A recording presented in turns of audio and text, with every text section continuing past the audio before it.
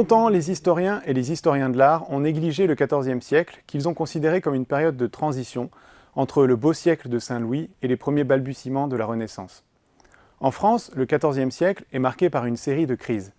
Une crise politique, tous les héritiers mâles de Philippe le Bel meurent un à un, ce qui plonge le royaume dans une crise dynastique sans précédent, qui va durer de 1314 à 1328. Une crise géopolitique, la guerre de 100 ans entre la dynastie des Valois et des Plantagenets, et à travers elle entre la France et l'Angleterre, de 1337 à 1453. Une crise économique et financière, dévaluation de la monnaie, nouvelle fiscalité avec la création de la gabelle, l'impôt sur le sel pour financer l'armée en pleine guerre, et l'institution du général superintendant chargé de contrôler la levée des impôts pour le compte du roi. Et une crise démographique, c'est un siècle où explosent la famine et la peste.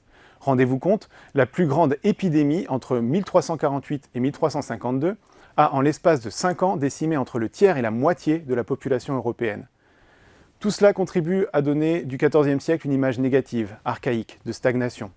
Et pourtant, en musique, le XIVe siècle, c'est en France le siècle de l'Ars Nova, en Italie le Trecento.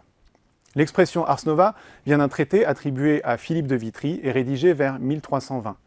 L'époque de l'Ars Nova couvre à peu près les années 1320-1380. Elle est spécifiquement française, avec pour centre Paris, et elle va provoquer des innovations aussi bien sur le plan de la notation du rythme que sur le plan des compositions.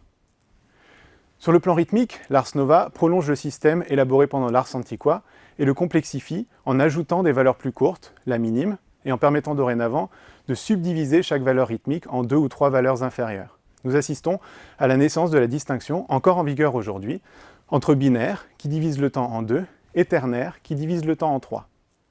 Mais l'Ars Nova, ce ne sont pas seulement des théories et de nouvelles manières d'écrire le rythme, c'est aussi de la musique, et de la musique très sophistiquée.